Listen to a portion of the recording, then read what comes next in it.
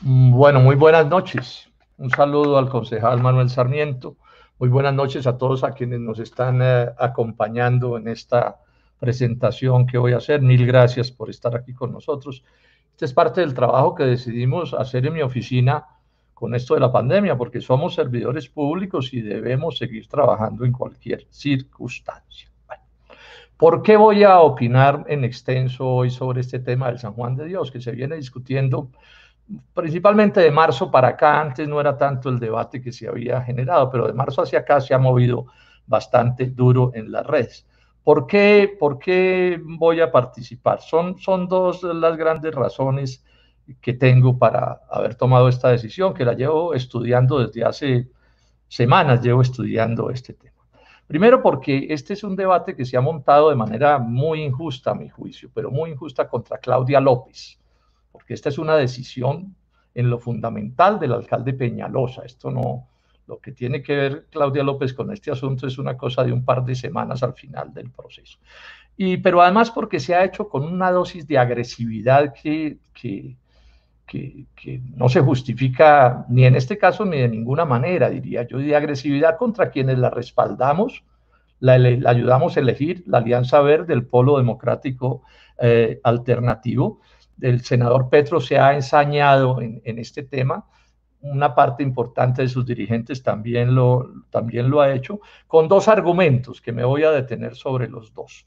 Primero, porque no se debe tumbar la torre central del San Juan de Dios y a eso le cargan una serie de consecuencias que a mi juicio no corresponden con la realidad.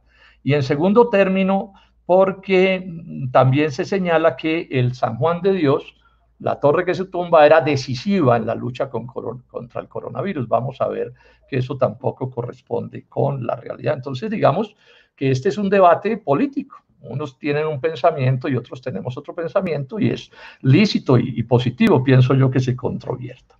Pero además porque aquí hay un debate sobre la democracia, sobre cómo, qué quiere decir democracia para estos efectos. Entonces aquí voy a hacer un recorderis. La democracia es por sobre todo, y se lo insisto en especial a los jóvenes, un problema de la forma de decidir. Por ejemplo, si un presidente de la República atropella al poder legislativo, es decir, al Congreso. Ese es un debate sobre la forma, porque está establecido que esto es una democracia que tiene separación de poderes y que entonces, bueno, todo lo que se puede decir al respecto. Pero el tema de la forma también es la forma como se plantean las cosas y cómo se hacen los debates. O sea, la idea de que es por controversia política todo vale, yo no la comparto. Y yo quiero insistir en esto. No voy a citar textualmente muchas de las cosas que se han dicho, pero hay un tono de barra brava en esta agresividad contra Claudia que creo que es equivocada. Eso no le sirve de ninguna manera al país. Las cosas más complejas se tienen que debatir también con ciertos criterios, sin exageraciones, sin desproporciones y sin, por supuesto, y es obvio, hacer afirmaciones que no son ciertas porque así el debate se degrada por completo. En política no todo vale, bueno, ni en nada en la vida, todo vale no. El fin no justifica los medios. Hay ciertos medios que no se deben utilizar bajo ninguna razón. Y el otro aspecto ya es un asunto de tipo personal. Es que yo soy arquitecto. Fui profesor en la Universidad Nacional en la sede de Manizales 26 años, es una de las cosas que me enorgullece. Fui bastante interesado en estos asuntos patrimoniales, tengo varios libros al respecto. Uno de esos libros es Premio Nacional de Arquitectura en Teoría, Historia y Crítica, o sea, yo sé de qué estoy hablando en estos asuntos. Y además he estudiado este caso y me he asesorado muy bien también por colegas arquitectos que saben de estas cosas que me llevan a reconfirmar que está mal planteada el debate en contra de Claudia López y particularmente la agresividad, ni se diga, en contra de ella.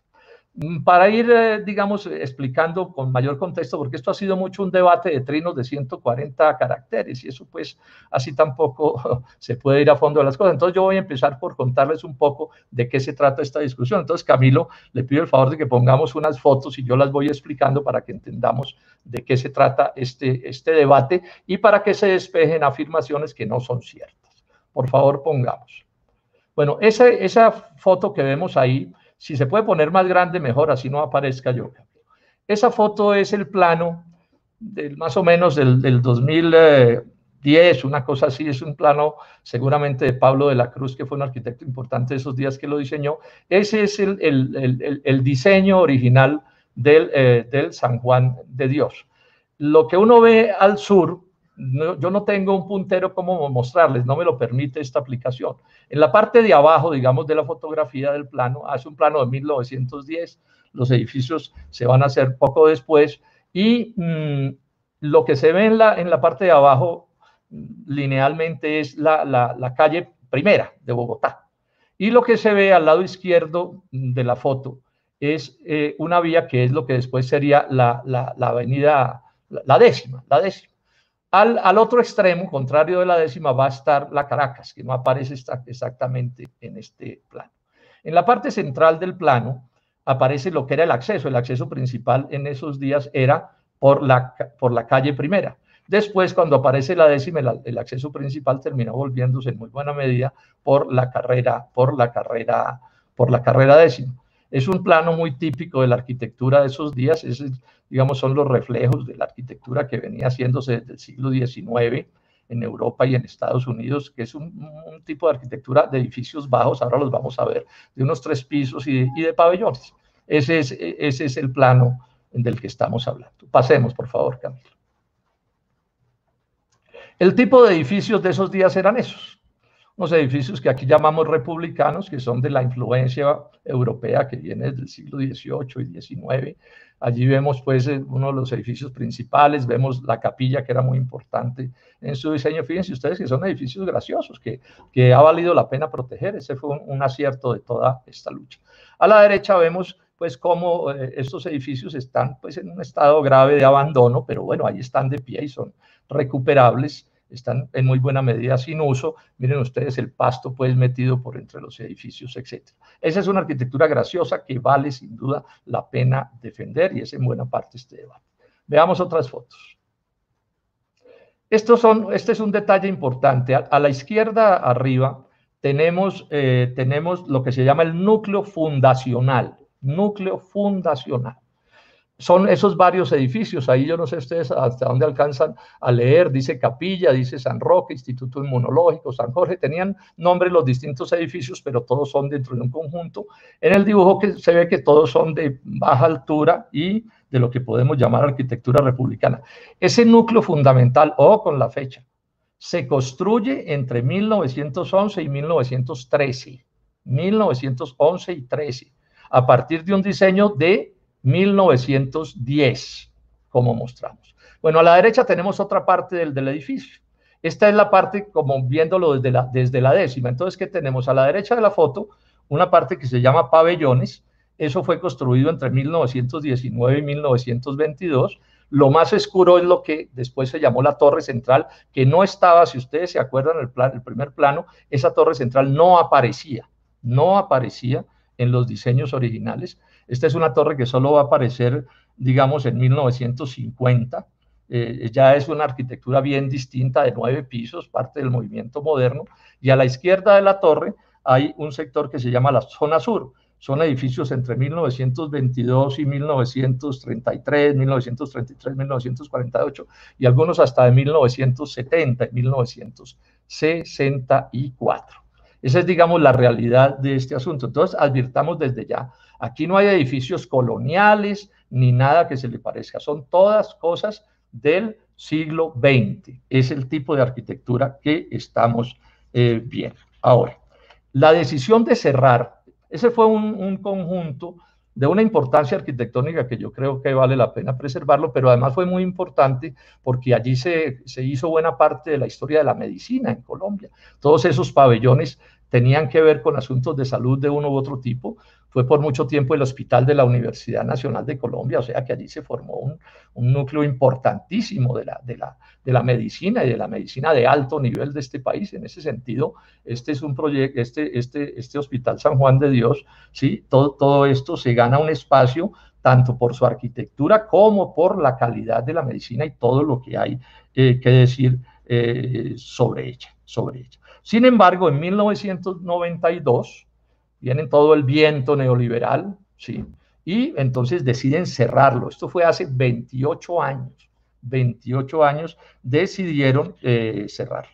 Y está sin uso, prácticamente sin uso, pues hospitalario, digo yo, al final explico esto con más detalle, está sin uso hospitalario desde el 2001, porque los trabajadores y los profesores de la universidad y los estudiantes particularmente, desde que tomaron la decisión, los grandes poderes nacionales, de acabar con esto, se opusieron. Yo estoy seguro que detrás de la decisión de acabarlo, que era la que hubo, pues estaba el deseo de cogerse un lote en ese sitio, imagínense, 13 hectáreas de lote, se le hacía la boca agua a cualquier especulador inmobiliario.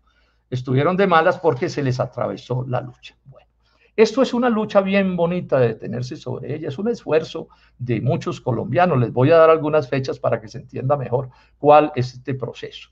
En el 2002 y hasta el 2008, un profesor de la Universidad Nacional, Jorge Arango, médico, los exalumnos de la Facultad de Medicina, crearon un comité por la defensa del San Juan de Dios y con los trabajadores empezaron en una gran lucha.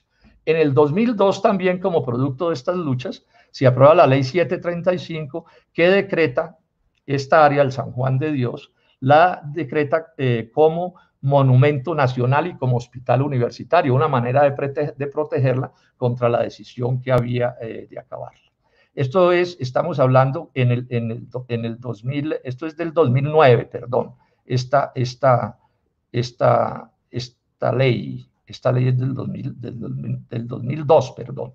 Y en el 2009 hay una acción popular también promovida por los mismos que venían luchando, ayuda a los abogados de la Universidad del Rosario, y allí hay otra decisión jurídica producto de la lucha en favor de mantener vivo el San Juan de Dios.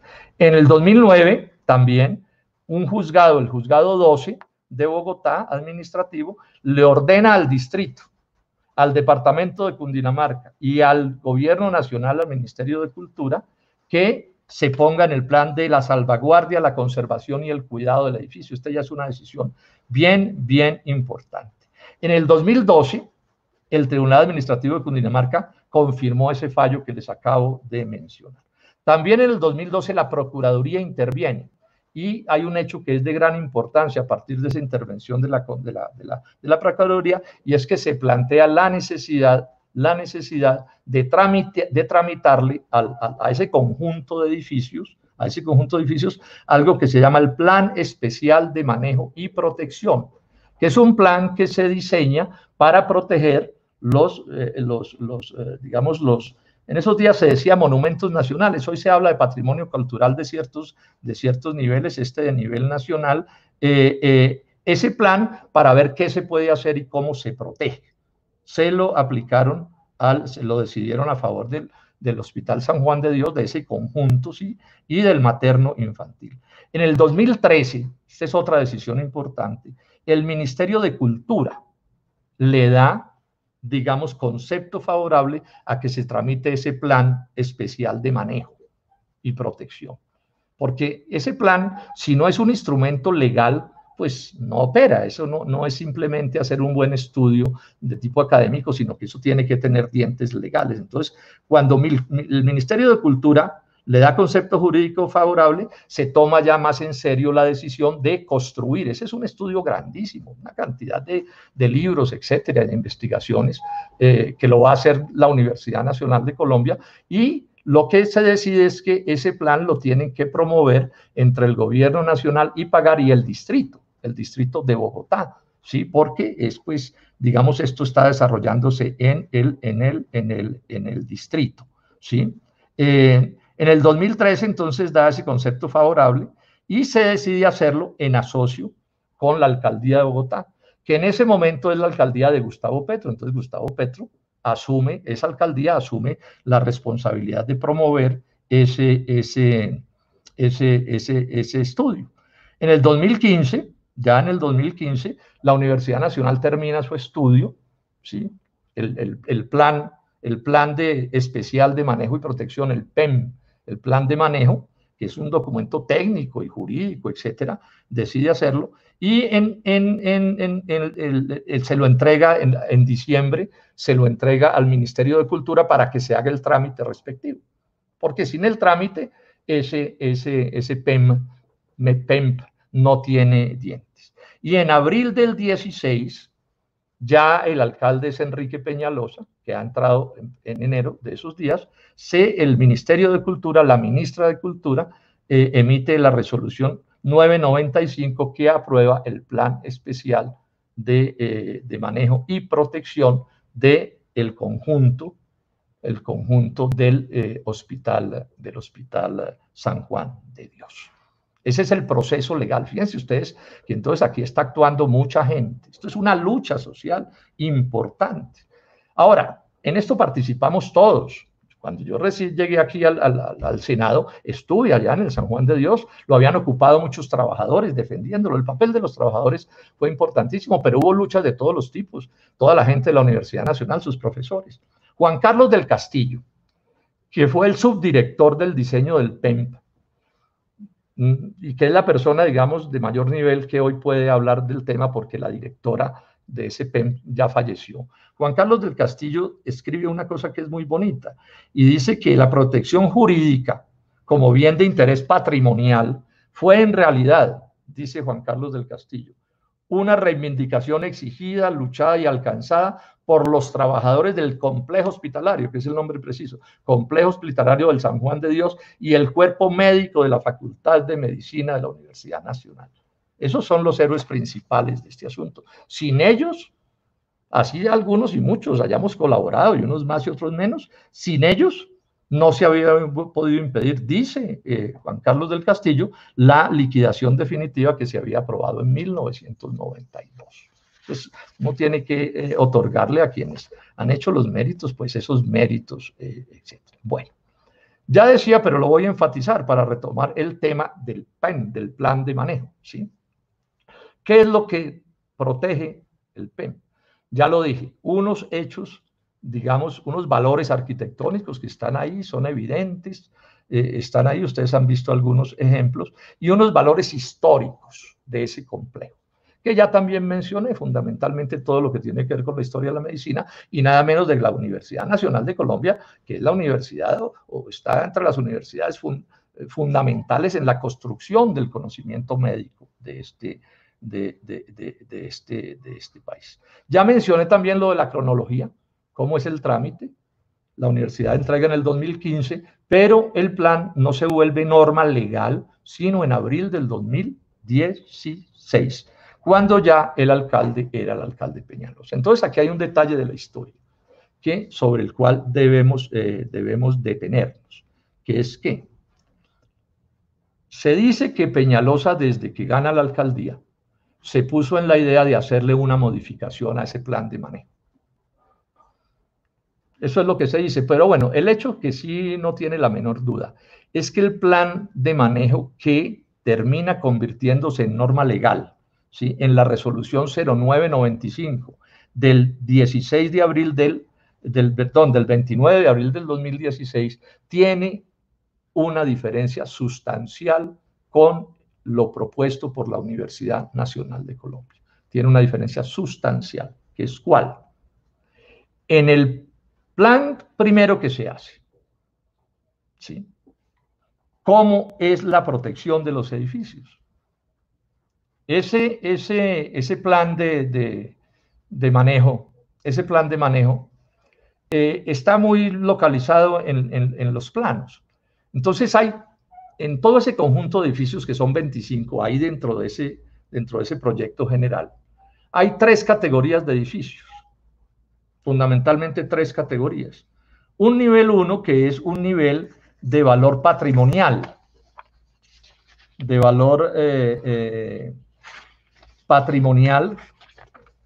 que está resaltado y que señala con toda claridad que esos son los edificios que más se deben proteger, que más se deben proteger, ¿sí? Hay un segundo nivel, que son edificios que son de menor nivel, pero deja claro el plan que no se pueden tumbar, o sea, que no cabe la obra permitida, demolición y obra nueva. Y hay un tercer nivel, que también está dentro del conjunto, que permite, como intervención, permite obras permitidas, dice el PEN, y dice la resolución del ministerio, dice demolición, obra nueva. En el proyecto original del plan de la Universidad Nacional, un edificio, el edificio central del proyecto, que es un edificio grande. Lamentablemente, yo no sé, Camilo, si nos podemos devolver, porque estoy viendo que nos falta una fotografía en este proceso. Bueno, entonces me detengo aquí en esta fotografía. Ampliémosla, por favor, porque si no, no entendemos bien. Si ustedes se fijan en esta fotografía, los edificios de techo rojo son los edificios, digamos, como originales, que se construyen entre 1911 y entre 1911 y 1923. Son esos edificios, ¿sí? 22, 23. Los de techo rojo, unos están a la derecha, unos en primer plano, unos están más al fondo y hay unos que están a la izquierda. Y en la mitad de esos dos techos color ladrillo hay un edificio grande de una tipología completamente distinta. Ese edificio es lo que se conoce con el nombre del pabellón central, que se realiza en 1950, ¿sí? Que es de arquitectura moderna, un edificio de 9 pisos. Se construyó donde inicialmente en el proyecto había una zona verde. Bueno, entonces, el plan original de la Universidad Nacional lo que determina es que ese edificio es de nivel 2, ¿sí? Que establece que no se puede tumbar, no permite intervención para tumbar el edificio. Pero el plan que opera, que aprueba, perdón, el ministerio, lo pasa a la categoría 3, ¿sí? De contextual, que acepta demolición, obra nueva. Demolición, obra nueva. Ese es el hecho. Yo creo que ese fue un error grande del Ministerio de Cultura. Grande del Ministerio de Cultura. El Ministerio ha debido mantenerse dentro del criterio de que ese edificio tenía que ser, digamos, mantenido, remodelado, sí, pero mantenido, sí, en el este. Esa es una decisión del 2016, de abril 16. Ministra de Cultura, Mariana Garcés, y presidente de la República, Juan Manuel Santos. Dejo constancia que yo no he votado por Santos nunca, ni en primera, ni en segunda vuelta, ni nunca. Esa es una decisión que políticamente le corresponde a ese gobierno nacional, porque esa es una decisión del orden nacional. Y el alcalde era Peñalosa. El alcalde era Peñalosa. Esas son las responsabilidades, digamos, políticas de esa modificación. ¿Sí? Ahora, me detengo en un asunto que es muy importante. Que el PEN permita tumbarlo no quiere decir que se tenga que tumbar. Que el PEN permita demolerlo no quiere decir que se tenga que demoler. Esa es una decisión que le corresponde tomar a la alcaldía que tenía el control sobre ese edificio, porque ya ese patrimonio había pasado en la alcaldía de Gustavo Petro, había pasado a ser parte del patrimonio del distrito. O sea que en últimas, quien está tomando la determinación de tumbarlo es el alcalde Enrique Peñalosa. Eso está clarísimo. Bueno, hay un detalle sobre el cual vale la pena detenerse porque, aun cuando no es fundamental, de esto se ha hablado mucho, entonces hay que precisarlo. Ese edificio, es un edificio de 9 pisos, tenía un problema bien complicado, o tiene un problema bien complicado. Es que como es un edificio del año 50 del siglo XX, no pasa las normas de sismoresistencia actuales. Es ese edificio que si le pega un sismo duro lo puede tumbar, ¿no? Y hoy las normas de sismoresistencia son especialmente exigentes, diciendo que hay edificios que no se pueden caer, que tienen que ser súper reforzados. Por ejemplo, las alcaldías para que haya un mando político después de un terremoto, bomberos, policía, para mantener pues una necesidad de salud. O sea, después de si en un terremoto se cae el hospital, quedamos pues que apague y vámonos. Entonces, ese edificio, para poderlo mantener, si era que se iba a mantener en la idea de remodelarlo y no de tumbarlo, exigía una gran inversión y una gran reforma en modificación sismoresistente. Entonces le pidieron a la Universidad de los Andes, la alcaldía de Peñalosa le pide a los Andes que haga un concepto a la Facultad de Ingeniería sobre qué se puede hacer. Entonces la Facultad de Ingeniería dice, mire, aquí hay dos posibilidades de reforzar ese edificio y también existe la posibilidad de tumbarlo y hacer una obra nueva. Y lo que decide Peñalosa, no es la Universidad de los Andes, la Universidad de los Andes hace el análisis, dice, sí, aquí hay dos maneras de mantener ese edificio en pie, también hay la opción de tumbarlo como una posibilidad de hacer una obra nueva, pero la decisión la toma la alcaldía. la alcaldía de Enrique Peñalosa es la que toma la decisión.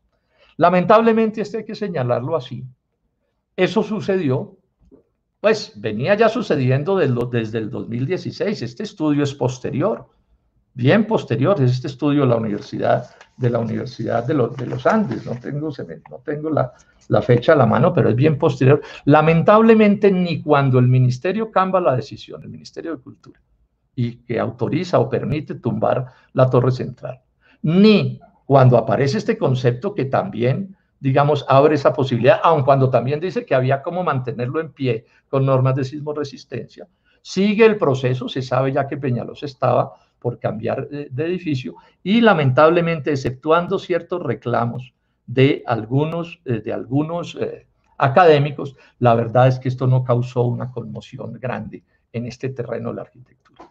En el Consejo de Bogotá se trató el tema y hubo varios votos en contra de este proyecto.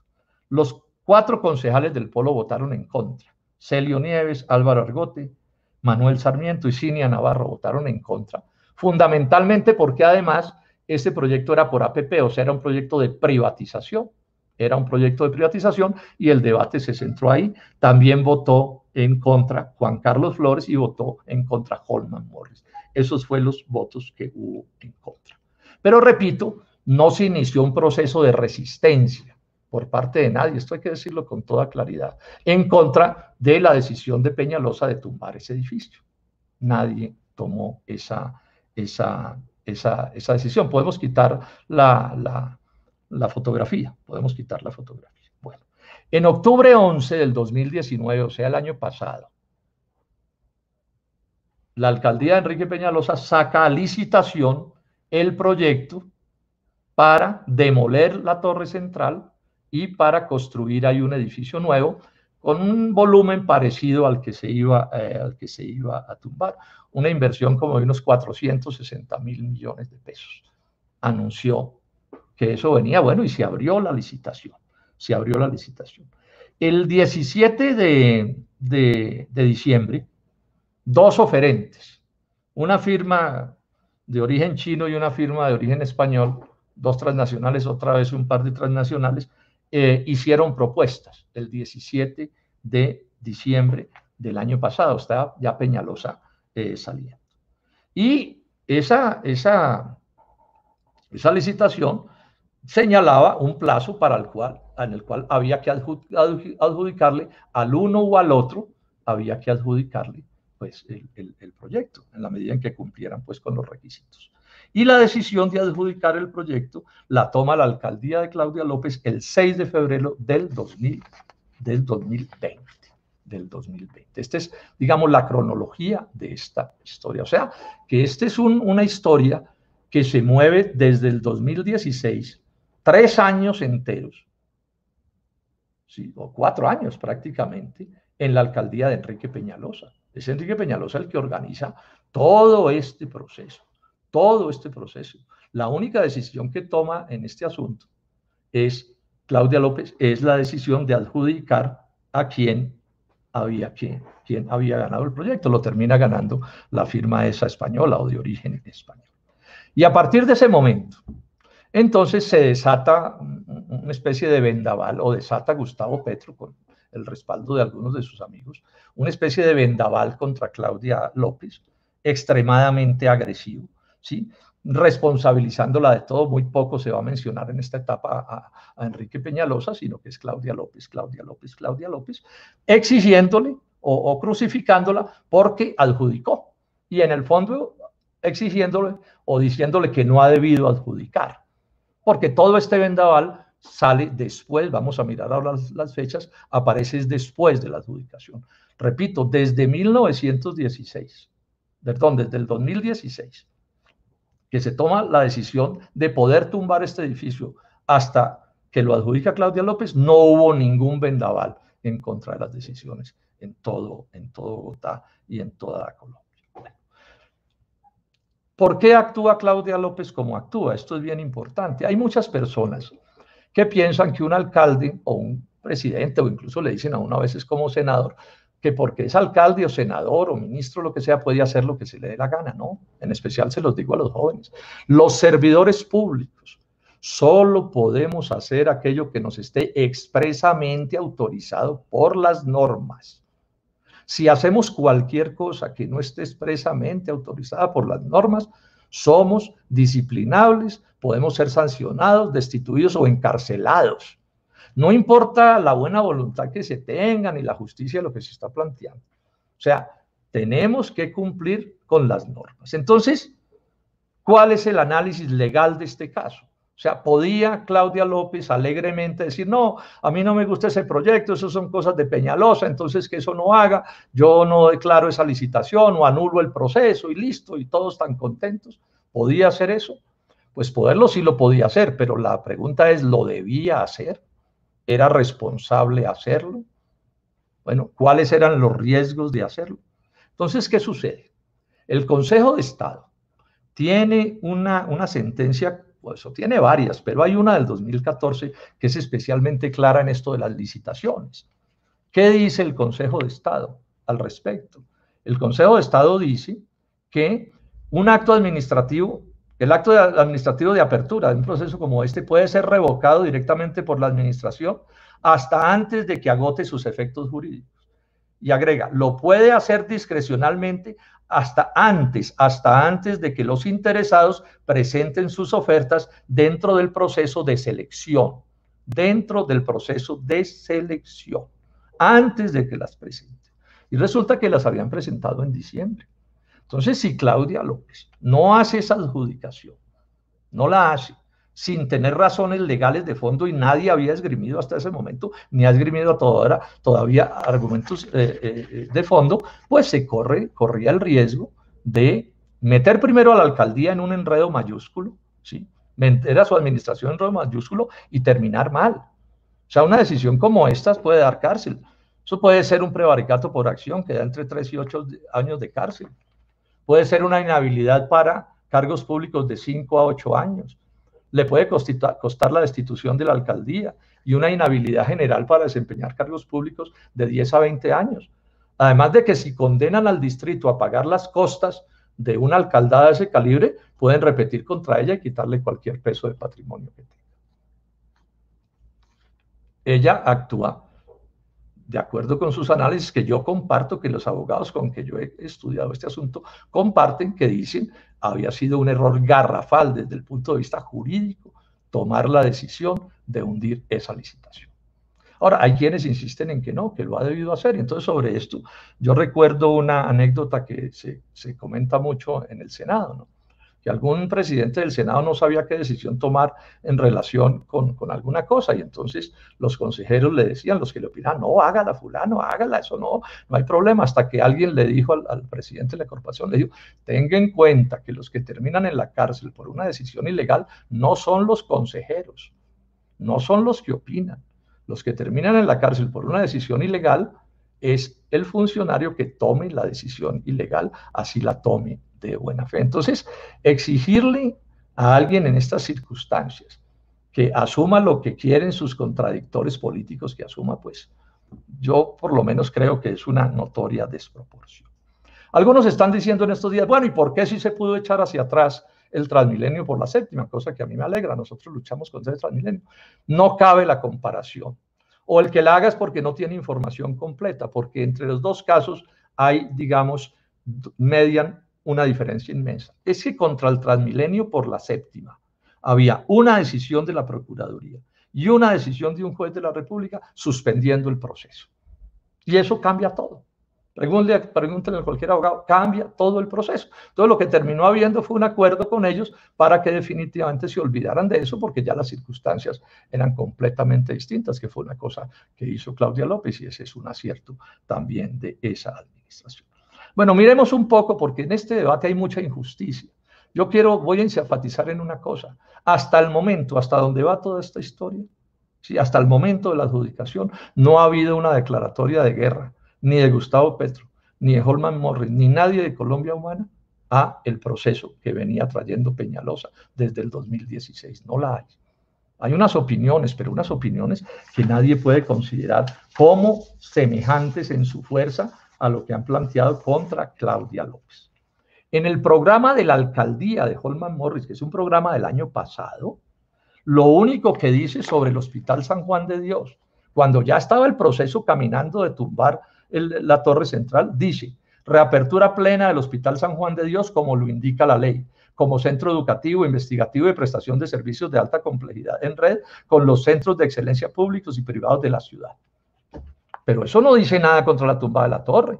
Ahí no hay un cruzar lanzas en la defensa del patrimonio nacional, pues del patrimonio arquitectónico y cultural del país. No, no lo hay. Tampoco hay trinos, miramos todos los trinos de Holman Morris. No hay ningún trino desde el 2016 sobre este tema de la torre central y opinión de Aglatumpi. No lo planteó como candidato al consejo, ¿sí? Solo en marzo 13, o sea, un mes después de Claudia haber adjudicado, se declara, digamos, en guerra contra la decisión de Claudia López. Y parecido hay que decir del senador Gustavo Petro.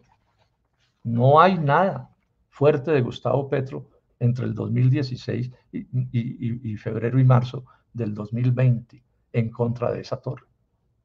No lo encontramos, no encontramos los trinos. Si hay alguno, pues bueno, que lo muestren o algún documento, pero lo buscamos cuidadosamente y no es así. Si encontramos, por ejemplo, un trino del 22 de noviembre del 2018, o sea, ya, digamos, después de abierta la licitación, o sea, cuando ya Peñalosa había decretado la muerte de la torre central. Dice Gustavo Petro, en tono de pregunta: ¿no sería mejor para Bogotá y el país que los recursos para un gran contrato de construcción nueva no se invirtieran más bien, bueno, la redacción, no se invirtieran más bien en restaurar el patrimonio nacional de las instalaciones públicas de San Juan de Dios como iniciamos? O sea, él hace un reclamo muy tranquilo que dice: ¿no sería mejor hacer otra cosa? Pero no hay, digamos, nada realmente duro en contra de lo que se venía haciendo. Después, antes de eso, el 26 de julio, había dicho: el San Juan de Dios no se recupera destruyendo el patrimonio arquitectónico como se pretende, se recupera volviéndolo un centro de altísimo nivel tecnológico para la salud pública, etcétera. Pero tampoco es, digamos, llamando a la movilización y a la lucha en contra de que eso, en contra de que esto se haga. O sea, esto solo se les volvió un problema y su inmensa preocupación patrimonial, de acuerdo con los hechos, solo aparece cuando Claudia López es la alcaldesa de Bogotá y tiene que ver en las circunstancias que yo he mencionado con ese proyecto. Antes eso no va a suceder de ninguna manera. Y agrego una última cosa. El PEN que diseña la Universidad Nacional, como lo acaba de mencionar el concejal Manuel Sarmiento, y como quedó aprobado, ese PEN, repito, se tramita, ese plan de manejo se tramita en la alcaldía de Gustavo Petro y se le entrega a la alcaldía de Gustavo Petro por parte de la Universidad Nacional.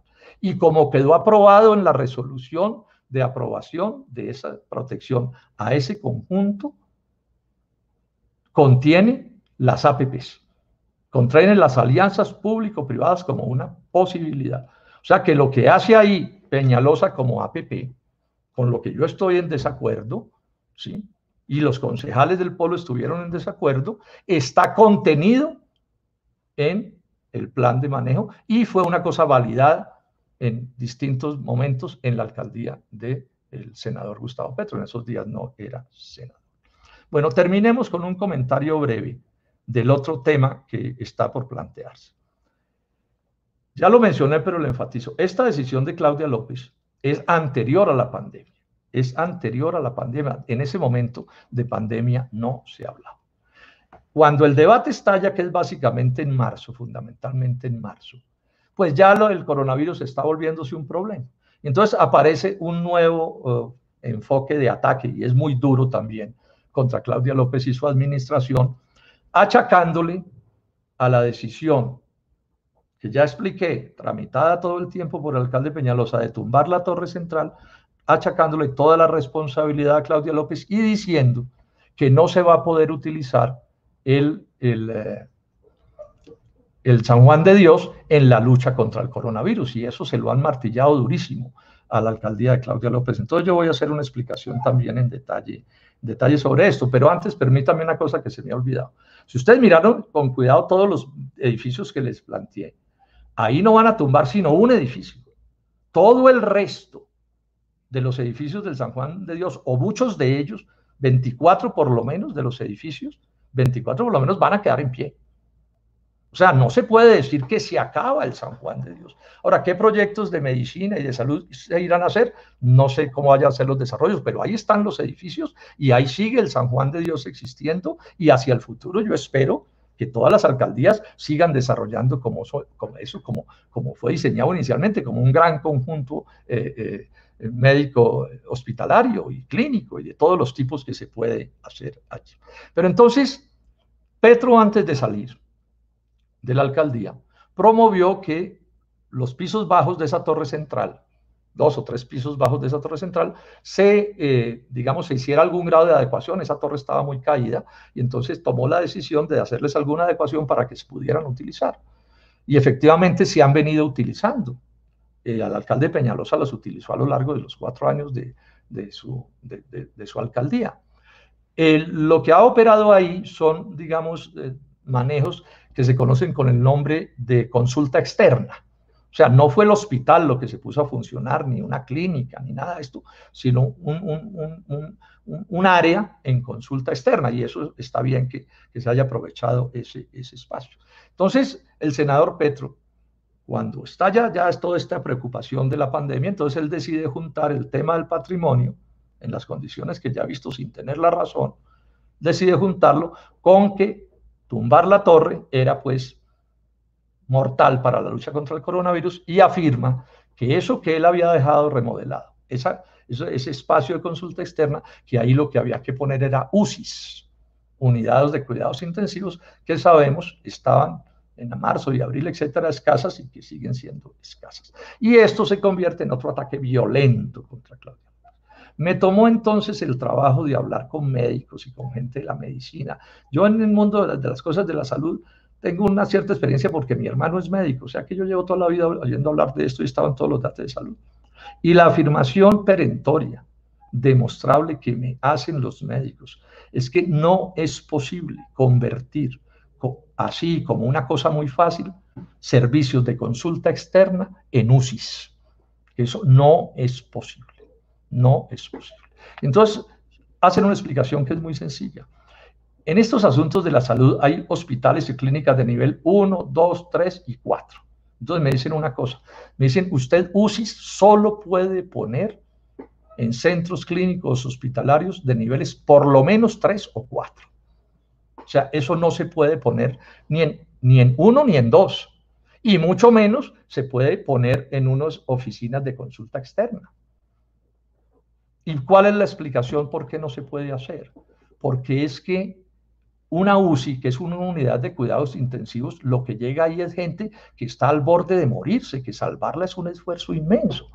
Y no se crea que es un problema de conectarle a alguno del coronavirus un respirador, ¿no? Si usted a uno del coronavirus, me decía un médico hace un momento, si usted en un consultorio de un médico a un paciente le conecta un respirador, se muere ahí mismo. Eso necesita todo un acervo científico y tecnológico. O sea, una UCI tiene que tener al lado, o la UCI le presta servicio, y tiene que tener al lado sala de cirugía, tiene que tener laboratorios de alto nivel para estar haciendo exámenes, tiene que tener un equipo de imágenes diagnósticas, radiografías, etcétera. Tiene que tener una droguería, una farmacia de alto nivel, porque es que a ese paciente que está en una UCI hay que atenderlo, pero con muchísimo cuidado, y eso no se puede hacer, no se puede hacer en un área de medicina ambulatoria, no se puede hacer. Empezando porque el paciente tiene que estar recluido, o sea, tiene que haber una hospitalización médica y hospitalaria, o sea que es una exageración decir que eso sí se podía hacer.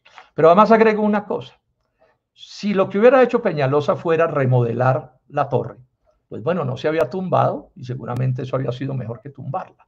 Pero ojo, para poderla volver un hospital que sea útil, que funcione como va a funcionar allí hacia adelante un hospital, no se va a llamar el San Juan de Dios, el Santa Clara, no he podido entender bien por qué Peñalosa le cambió el nombre, pero ahí va a aparecer tumbada la torre central, un centro de 9 pisos, un hospital de alto nivel. Si no se hubiera tumbado la torre, tampoco se hubiera podido hacer nada en medicina en esos primeros pisos de la torre central, porque la remodelación, o sea, su reforzamiento estructural, hubiera exigido, pues, que esos consultorios dejaran de operar. Uno no puede tener consultorios, pues cuando a la torre, todo lo que hay encima y los propios consultorios está siendo cambiada toda su estructura, sus juegos de vigas y de columnas. O sea, que eso realmente no es una desproporción plantear que ahí se pueden poner UCIs. Ojalá se pudieran, pero es que no se puede. Es lo que opinan los que saben de estas cosas.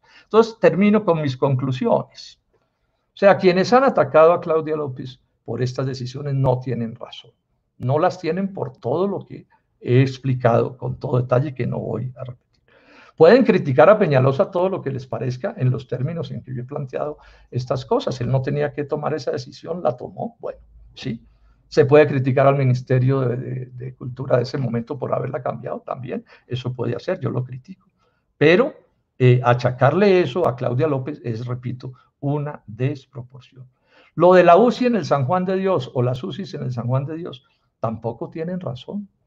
No corresponde con la realidad pretender que ahí se establezca ese tipo de medicina. No, no hay cómo. Ahora, y si no tienen razón en los dos temas, en el fondo, pues por definición tampoco la tienen en la forma, porque uno ni con una buena forma puede defender un mal fondo. O sea, una idea incorrecta no se puede defender ni con lenguaje almibarado. Pero si a la idea incorrecta le suman el lenguaje que le han sumado para agredir a Claudia López, pues el error es doble. Es lamentable que así se esté haciendo el debate político en Colombia. He hecho esfuerzos por mantener esto que estoy diciendo, pues dentro de lo que considero yo deben ser los debates, que es diciendo las cosas con franqueza, pero dentro de unos límites que permitan además el debate civilizado, porque hay una cosa en la que le llamo la atención, en especial a los jóvenes. Lo menos que uno debe esperar de un debate, gánelo o piérdalo, tenga la razón o no, es que en el debate aprenda la gente. Aprenda quienes lo oyen, eleven su nivel, comprendan mejor las cosas y que cada uno tome pues el punto de vista que quiera tomar, pero eso es una cosa en que quienes debatimos y tenemos responsabilidades en el país debemos hacer esfuerzos por enviar ese ejemplo. Bueno, los dejo hasta aquí. Muchísimas gracias por la atención que me han prestado.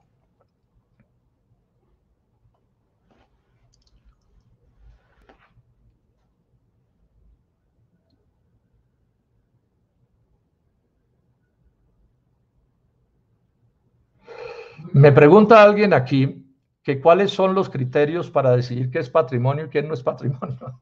Eso da para un curso entero en una universidad. Pero les voy a decir esto, que es interesante.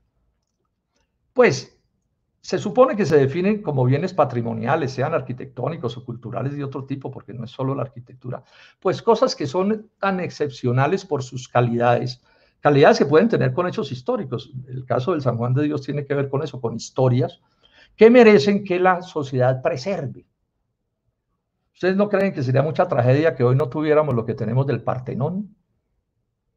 Miles de años ahí, pero es que eso es una obra maestra de la arquitectura, eso es patrimonio de la humanidad, ¿sí? Es patrimonio de la humanidad.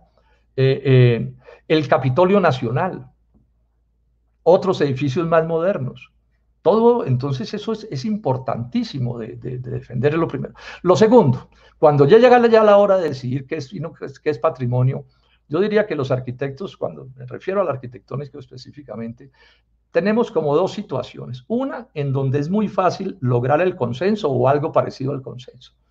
Usted dice catedral gótica y es bien raro encontrar un arquitecto que esté por tumbarlas. Pero bueno, puede suceder, pero digamos, es casi el consenso o el consenso. Pero hay otra serie de edificios donde ya la cosa se vuelve un debate. Miren ustedes que en el San Juan de Dios hay 3 o 4 niveles en últimas, porque hay uno que permite tumbar sin contemplaciones, cosas que hay allí. Pero hay los 3 primeros, el primer nivel no permite tumbar nada, el segundo tampoco, y el tercero permite tumbar, pero aconseja, ojalá no tumbe.